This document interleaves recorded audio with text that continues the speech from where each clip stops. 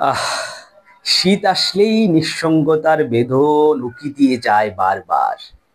মনে পড়ে বেজায় ক্ষণে ক্ষণে আমি এক যুবক, হৃদয়ে প্রখর তৃষ্ণার জোয়ার। হিমশীতলেই পৌষের রজনী একলা কাটান বড়ই দায়। পরাণে রমণীর কোমল পরশের উষ্ণতা পেতে চায়। যৌবন আসিয়াছে সেই যে কবে, বছর কত হলো, কত শীত আসিয়া স্বপ্ন দেখাইয়া গোপনেই চলে গেল।